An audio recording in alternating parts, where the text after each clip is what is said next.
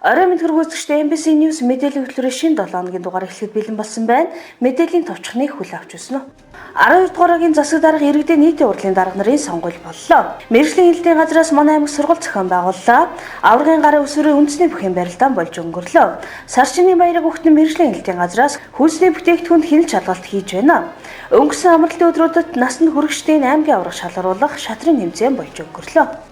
Эдгээр олон бусад мэдээллийн дэлгэрэнгүй анхаарлаа хандуулна. Мэдээлж байна.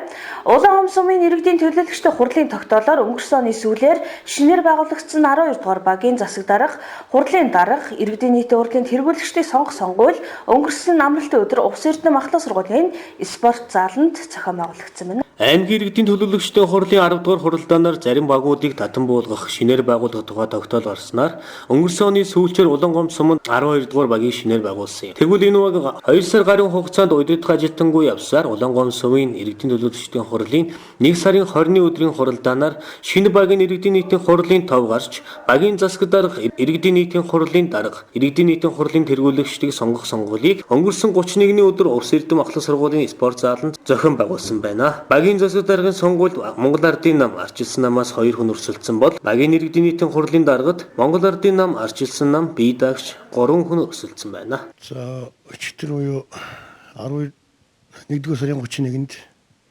шинээр байгуулагч 12 дугааргийн багийн иргэдийн нийтийн хурлын дарга, тэргүүлэгчид багийн засаг дарга сонгох сонгуул явагдаж дууслаа. Үүнд багийн иргэдийн нийтийн хурлын даргад 2 хүн өрсөлдсөн.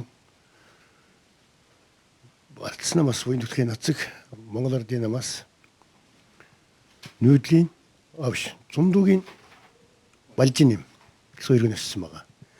За ингээд багийн иргэдийн нийтийн хурлын даргад зундуугийн Балжин юм 215 хүний санал авч ялж байгуулсан байгаа. За өрсөлдөгч буян түлхээ нацаг 157 хүний санал авсан байна. За багийн засаг даргын сонгуульд 3 нэр дэвшигч оролцсон. Арчилсан намаас Жухан Цэцгмаа, Монгол Ардын намаас нүүдлийн гişг чаргал, бие даагч Галсангийн Одсөрн гэсэн 3 хүн ирсэн байна. За эхний санал хураалтаар бол Жухан Цэцгмаа 88 хүний санал авсан. Хоёрдугаарт нь Одсөрн Галсангийн Одсөрн 125 хүний санал авсан. Гişг чаргал. Нүүдлийн гişг чаргал 190 хүний санал авсан байна. Ингээд 50% хүрээгүй учраас таксан сураагаад нүүдлийн гişг чаргал 215 хүний санал авсан. За Одсөрн 157 хүний санал авсан байгаа. Ингээд багийн иргэдийн нийтийн хурлын даргаар Зундуу Балжин, багийн засаг даргаар нүүдлийн гişг чаргал нар хамжигдсан байгаа. Шинээр байгуулагдсан 12 дугаар багт гашуун хороолол, буян хорооллын мах комбинатын иргэн тойрны айл өрхүүд, үн дулааны станцын урт талын айл өрхүүд харьяалагддаг байна. Дараагийн мэдээ хүргэе. Өнгөрсөн онд манай улс бүгд найрамдах хятад ард улстай боловсруулаагүй мах экспортлох гэрээ байгуулж, Увс Завхан Хөвсгөл аймагуудын 3 махны үйлдвэр мах экспортлох эрхийг авсан. Тэгвэл энэ ажил эхлэх гэж байгаатай холбогдуулан мэргэжлийн хэлтийн ерөнхий газрын төлөөллөөс манай аймагт ирж дээрх аймагуудын мах экспортлох компани удирдлага, малын нэмж, малын хорио зээрийн хяналтын усын байцаагчдын дунд сургалт зохион байгуулж байна. Өнгөрсөн онд манай улс бүгд найрамдах хятад ард улстай боловсруулаагүй мах экспортлох гэрээ байгуулсан нь экспортын зах зээл томоохон эргэлт авчирсан зүйл болсон юм. Эхний ээлжин мал аж ахуйн эрүүл бүс нутаг болох баруун аймагуудыг сонгон авснаас импортлогчдын тавьсан шалгуур шаардлагыг хангасан компаниудаар Увс аймгийн Монтова, Хөвсгөл аймгийн Хөвсгөл мах маркет, Завхан аймгийн Завхан хүнс группийг шалгарч он гарснаар бүгд найрамдах хятад ард улс руу махыг экспортлох ажлаа эхлэхэд бэлэн болоод байгаа юм. Үүнтэй холбогдуулан өнөөдөр аймгийн мэргэжлийн хяналтын газар дээр мэргэжлийн хяналтын ерөнхий газрын улсын ахлах байцаагч нар дээрх мах экспорт экспортлох эрх бүхий компаниудын удирдлага, малын эмч, аймагуудын малын хорио цээрийн хяналтын улсын байцаагчдын нарыг оролцуулсан сургалтыг зохион байгуулж байна. Энэхүү сургалтаар махны экспортын хэлийн шалгалт болон гадны улс орнуудын мах экспортлох туршлага үйл ажиллагаанаас танилцуулах юм байна.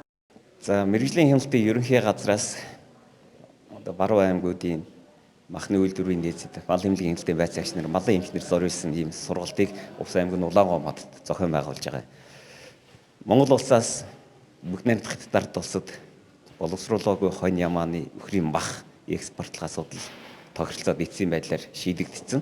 Энэ асуудлыг газар дээр нь байгаа малын эмнэлгийн хяналтын байцаагч нар хяналтаа тавиад гэрчлэгээгээ бичээд экспортлох баталгаажуулалтыг хийх ёстой.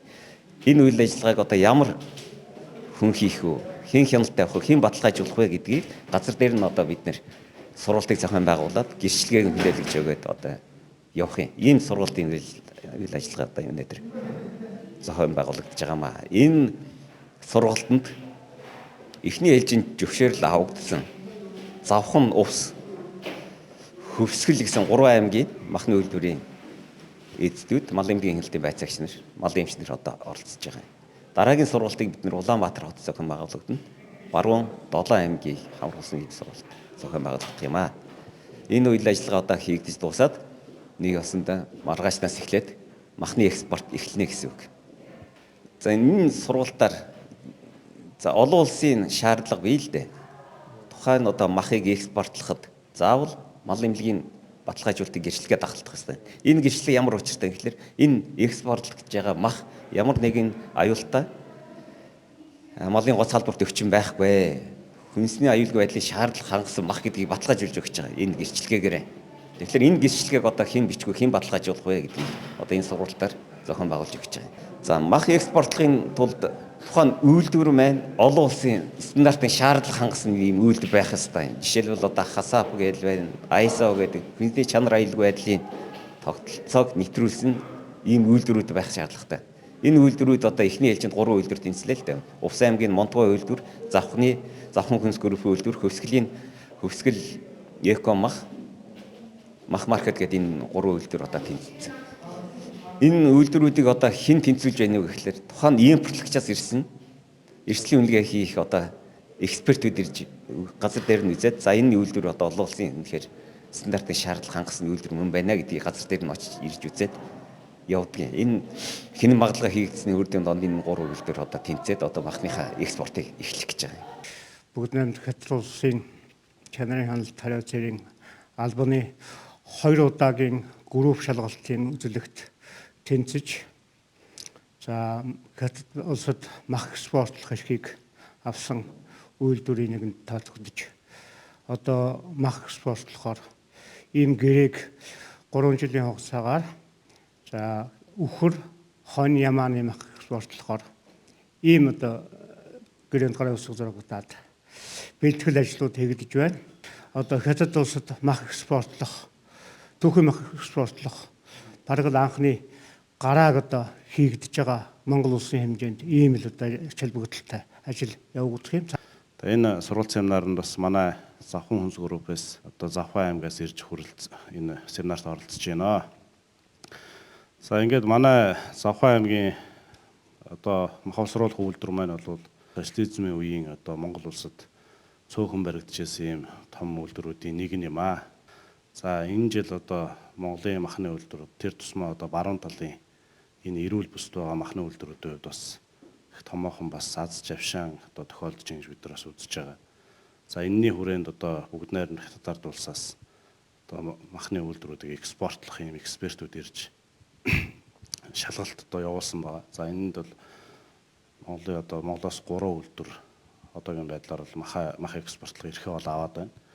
Одоо Увс аймгийн Монтгой үйлдвэр, Завхан аймгийн манай Завхан хүнс Улаастай үйлдвэр, мөн одоо Хөвсгөлийн мах маркет гэсэн энэ 3 үйлдвэр мэргэжлийн хилтэй ерөнхий газраас бүгд найрамдах Хятад улсад мах экспортлох эрх олгогдсон Хөвсгөл, Завхан, Увс аймгийн махны үйлдвэрүүдийн удирдлага эмч мэргэжилтнүүд мөнгөлийн хорио цэрийн байцаагч нар оролцсон сургалт семинар явагдаж байна. Тэгэхээр энэ бол цаг үе болсон чухал үр дүнтэй үйл ажиллагаа явуулж байна гэж би дүгнэж байна. Хятад улсад Украин хойны Ямааны одоо хөлдөөсөн мах, дууны ишүүлсэн мах экспортлох ийм үйл ажиллагаа явуулах одоо торгон агшинд ирээд байна. Тэгэхээр бас Монгол улсын экспортын бүтээгдэхүүний тоог хэмжээ нэмэгдэж тэр хэмжээгээр аль болох нэмээ өртөг шингэсэн үйлдвэрийн аргаар бэлтгэсэн ийм махыг бид экспортлоход гол анхаарлаа тавьж.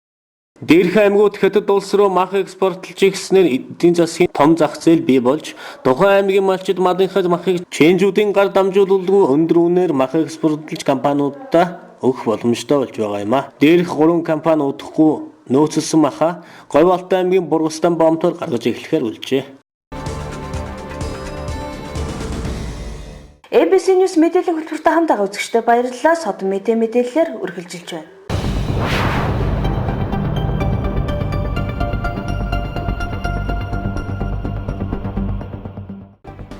Орос улсын улсын ерөнхийлөгч Владимир Путин Монгол улсын төлөх ёстой 174 сая $, нэрийг тэгэлсэн хуульд гарын үсэг зурж баталсан тухай Интертас мэдээллээ. Тус өрийг тэглэх эхлэлийг анх 2010 оны 12 дугаар сард Москвад тавьж талууд гарын үсэг зурж байсан юм. Гэвч хууль албан ёсоор баталгаажих хүртэл энэхүү өдийг хүрчээ. Орос улсын холбооны зөвлөөс баталсан баримт бичигт Монгол улсаас Орос улсын өмнө хүлээсэн өрийг тэглэх тухай хуулийн тайлбарт 2010 оны 12 дугаар сарын байдлаар Монгол улсын нийт өрийг үлдэгдэл 174.2 сая $, хүрсэн өрийг төлөх хугацаа хэтэрсэн тул тэглэж байна гэжээ.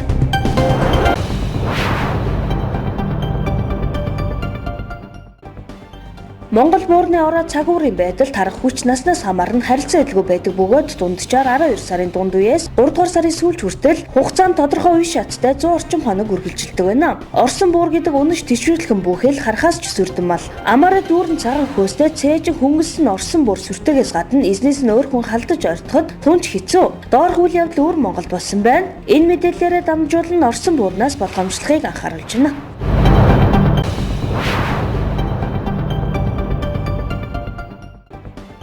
Эрүүл мэндийн яамныхын өнгөрсөн баасан гарагт хуралдаж Монгол улсад тгээс 5 насны хүүхдүүдийн дунд уушигны хатгай өвчний үүсгэгчийн зонхлох шалтгаан болж буй Pneumococcal 13 цент вакциныг сонгосон 2 дүүрэгт нэвтрүүлэхээр олжээ. Мөн насны тов болон нэвтрүүлж эхлэх хугацааны саналыг танилцуулна. Ирэх 5 дугаар сарын 1-ний өдрөөс эхлэн 2, 4, 9 сартай хүүхдүүдийг Pneumococcal 13 цент вакцинаар дархлаажуулж эхлэхээр шийдвэр гаргасан байна. Мөн полиомиелитийн 3 цент вакцинаас 2 цент вакцинд шилжих үндэсний шилжих өдрийг ирэх 4 дугаар сарын 27-нд болгохоор нэгдсэн шийдэлд хүрсэн байна.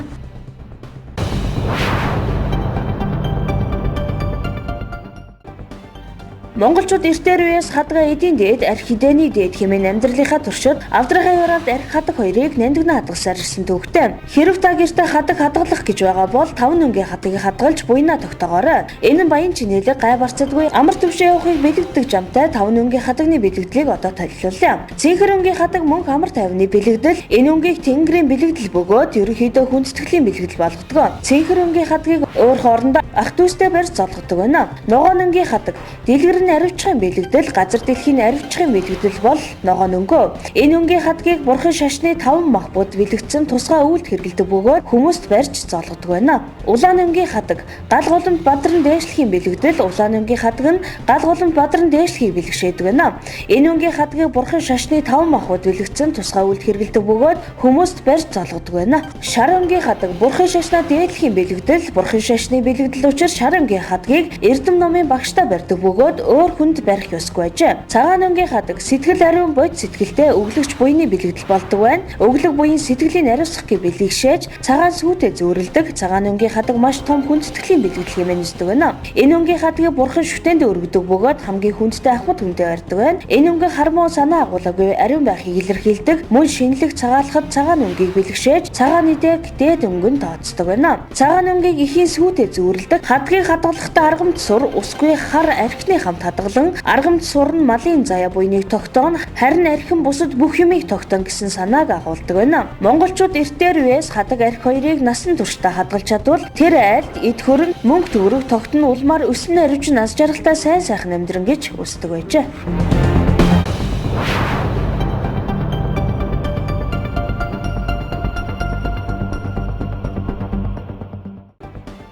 Үндэсний бүхий холбооноос 2015 оны цагаан сар наадам 2016 оны харцаг цолтны хүндэтгэл үзүүлэх гээд нийт 25 барилдааны дүн нэгтгэн сар шинээр өмнөхөн бөхчүүдийн чансааг гаргажээ. Чансааг 2015 оны улсын наадмын түрүү бүх Усын Арслан оюун бол тэргүүлжээ. Эхний 5 байранд Усын Арслан, Бүрэн төгс, Батсуур, Усын Арцаг, Содном дорж Усын гарт Гончиг тамд нар жагссан байна.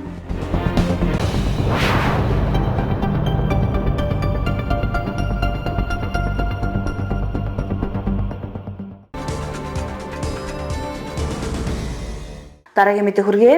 Аймгийн засаг даргын нэрмжит аврагын гараа өсвөрийн үндэсний бүхий тэмцээн өнгөрсөн 30-31 өдрүүдэд нийгэмлэг спорт заалан зохион байгуулагдлаа. Энэ хүү тэмцээнд 13 сумын 100 гаруй өсвөрийн бөхчүүд хурд хүч авахаас самбаага суурин өрсөлдсөн байна. 2013 оноос хойш аймгийн засаг даргын ивэл дур гэрэл болгон өсвөрийн жодо чөлөөт үндэсний бүхий тэмцээнийг уламжил болгон зохион байгуулсаар ирсэн байна. Тэгвэл энэ сарын 30-31-ний өдрүүдэд аймгийн засаг даргын нэрмжит өсвөрийн үндэсний бүхий тэмцээн нийгэмлэг спорт зааланд амжилттай болж өнгөрлөө. Энэ удаагийн тэмцээнд 13 сумдын 100 гаруй өсвөрийн бөхчүүд 15, 16, 17, 18 4 насны ангиллалд уран мэх оролдуулан өрсөлдөж дүнгээ гаргасан байна. За өнгөрсөн хагас бичнэ өдөр аймгийн засаг даргын нэрмжит Хөвгтө барилын болж өнгөрлөө. Энэ барилдаанд нийт хөдөө сумаас 17 байгууллагын 110 гаруй тамирчин оролцлоо. Тэгээ нас бүр 4 насны ангилаар өгсөн. Нас бүрийн 15-аас 16 наснд зүй хангаа сумын сурагч НК төрүүлсэн. 15-аас 16 наснд хувьд арга жилийн сурагч Сумын Азар, 17-аас 18 наснд Саглын мэгмэр сүрэн, 17-18 наснд Наран булгийн мөн хамлан гэдэг төрүүлсэн. Насасында. Ерэн тэмцээний онцлог энэ тэмцээний явуулсаар хөөгтүүдийн ур чадвар маш их сайжирч байна. Ер нь одоо хөдөө сумуудаас ирж байгаа хамжт бол одоо зөө хангааны энкорд хөтөл анхуу дэрж өгд. Тэгтэл барилдааны ур чадвар үнэхээр сайн болсон байна. Сая барилдааны хамаагүй лөө. Ер нь барилдаа маш сайхан барилдаж өнгөрч байна. Өрсөлдөөнтэй 17-аас 18 наснд бол одоо 3,000 тойрог барилдаж, 3 удаа барилдаж, дөрөвт барилдаан дээр нь юуны Наран булгийн мэгмэр сүрэн төрөл мөн хамбон төрөл шишээтэй. Өрсөлдөө маш өрөн болсон. Өндөр юм хэмжээний барилдан болж өнгөрлөө. За ингээд энэ 17 баг орсноос Согсор хурдаа сургуулийн Батлаш багштай хурдаа сургууль 1 дугаар байр, Саглын Баатар багштай Сагил сумын баг 2 дугаар байр, Наран булгийн Банзарч дасгалжуулагчтай баг 3 дугаар байранд тусас орлоо. Багийн дүнгээр. Жил бүрийн өсвөрийн үндэсний бүхий тэмцээнийг аймгийн засаг даргын нөөцийн сангаас санхүүжүүлж, ивент тэтгэн явуулдаг бөгөөд энэ удаагийн тэмцээнийг сая 448 мянган төгрөгөөр зохион байгуулсан байна. Дараагийн мэдээ хүргэе. Монголын уламжлалт сар шинийн баяр төгсөнтэй холбогдуулан энэвээр дотоодын үйлдвэрийн болон импортын хүнс бүтээгдэхүүн их хэмжээгээр худалдаанд гардаг.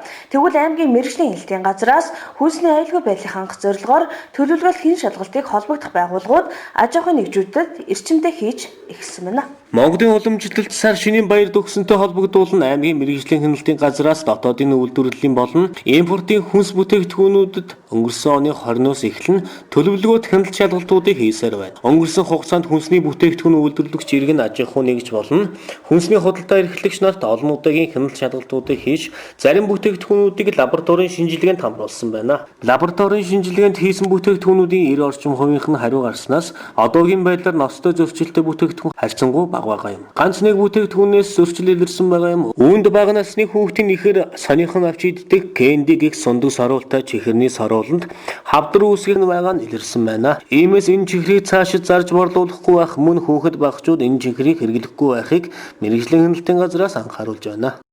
За бид цагаан сарын урьдчилан сэргийлэх хяналтыг бол гадуур хийж байна. Энэ дээр болохоор үйлдвэрүүд, гурван бүтээгдэхүүний үйлдвэрүүд болон бусад махан бүтээгдэхүүн сүүн бүтээгдэхүүний үйлдвэрүүд орлогын шалгалтуудыг хийсэн. Мөн тэрнээс гадна бол худалдааны газруудаар худалдааны бөөнүүдөө болон жижиглэн газруудаар бол урьдчилан сэргийлэх хяналтуудыг хийж байна. За хяналт шалгалтын явцад бол холбогдох газруудаас ялангуяа бүтээгдэхүүнүүдээс бол дээж авч шинжилгээнд хамруулсан. Үйлдвэрүүдээс авахаас гадна бас худалдаанд байгаа бүтээгдэхүүнүүдээс бол голчлон дээж авах гэдэг бол анхаарч үзсэн байгаа. Одоохондоо яг ноцтой гэж гарсан зөрчил гэвэл зүгээр импортоор орж иж байгаа бүтээгдэхүүн дээр бол ганц нэг зөрчлүүд илэрсэн. Тэгээд манай хүнсний хуулиар ч юм байгаа шүү дээ. Монгол, Орос, Англи гэсэн гурван хэл төр бол үйлдвэрлэгдсэн бүтээгдэхүүнийг бол импортоор оруулахыг зөвшөөрч байгаа, худалдаалахыг зөвшөөрч байгаа. За энэ бэртээр орж иж байгаа архинууд бол угаасаа манай хандгаатын гайлар бол архи дарс оруулж ирэх зөвшөөрөлгүй газар.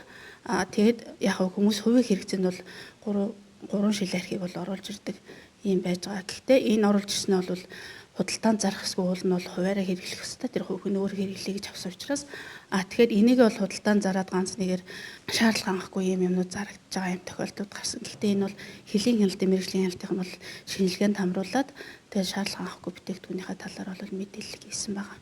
Мөн шалгалтын явцад хаяг, шошго, сав баглаа бодлын зөрчил ихээр илэрч байгаа юм. Иргэд хүнсний аюулгүй байдлын хуулийн заасны дагуу Орос, Монгол, Хятад 3 хэлээр бичигдсэн хаяг, шошготой бараа бүтээгдэхүүнийг худалдаалах ёстой байдаг байна. Мөн иргэд гадна зарагдаж байгаа хөлдөх, муудах эрсдэлтэй хүнсний бүтээгдэхүүнийг авахгүй байх нь зүйтэй юм а. Дараагийн мэдээ хүргэе. Аймгийн биеийн тамир спортын газраас Монголын бүх ард түмний спортын 14-р их наадмын хүрээнд аймгийн аврах шалгаруулах насанд хүрэгчдийн шатрын тэмцээнийг өнгөрсөн амралтын өдрүүдэд зохион байгуулсан байна. Тус тэмцээнд 5 сумын 36 тамирчин оюун ухаанаас сөргөн өрсөлдөж аврагаа тодруулсан байна. Монголын ард түмний спортын 14-р их наадмын хүрээнд аймгийн биеийн тамир спортын газраас насанд хүрэгчдийн аймгийн аврах шалгаруулах шатрын тэмцээнийг өнгөрсөн амралтын өдрүүдэд амжилттай зохион байгууллаа. Шатрын спортын дэд майстер Самбууд урж дамиран нараар ахлуулсан 5 сумын 30 гаруй тамирчин оюун ухаанаас шилдэгүүдэд тодруулснаас эрэгтэй тамирчдаас 1-р байранд шатрын спортын дэд майстер дамиран тэргүүлсэн бол эмэгтэй тамирчдаас ойр театрын тамирчин алтан цэцэг тэргүүлжээ. Энэ удаагийн тэмцээнийг аймгийн биеийн тамир спортын газар аймгийн шатрын холбоотой хамтран зохион байгуулсан бөгөөд швейцар системээр 7 өрөг тоглож аваргуудаа тодруулжээ. Монголын бүх ард түмний спортын 14-р их наадмын хүрээнд зохион байгуулагдж байгаа насанд хүрэгчдийн шатрын тэмцээн маань зохион байгуулалт нь явагдлаа. Тэмцээнд нийтдээ 5 сумын 30 гаруй тамирчид оролцож оюун ухаанаас өрсөлдөж аваргуудаа тодрууллаа. Эрэгтэй 1-р байранд 1-р багийн нэрг нь Дамирна, 2-р байранд 3-р багийн нэрг нь Батэрдэн, 3-р байранд нь болохоор 11-р багийн нэрг нь Самбууд орж эхний 3 байранд орсон. Эмэгтэйчүүдээс 1-р байранд ойр драмын театрын тамирчин Алтан цэцэг, 2-р байранд Улаан сумын тамирчин Ундрмаа, 3-р байранд Түргэн сумын тамирчин Нарман Дахнаар эхний 3 байранд шалгарсан юм амжилттай зөвлөлээ. Тэмцээнийг швейцар системээр нийт 7 өрөг тоглож гаргасан байгаа. 1-р байранд орсон тамирчин маань 6.5 оноор төрүүлсэн амжилт гаргасан байгаа. Энэ жилийн насанд хүрэгчдийн аймгийн аврах шалгаруулах шатрын тэмцээнд харьцангуй бага хүмүүс оролцсныг зохион байгуулагчид онцолж байсан юм. Тэмцээнд Тариалан, Түргэн, Баруун Туран, Хяргас, Улаангом сумын тамирчид оюун ухаанаас оржээ. Хэсэг реклам сурталчилгааны дараа MBC News мэдээллийн хөтөлбөр үргэлжлэх хүлд авч байна.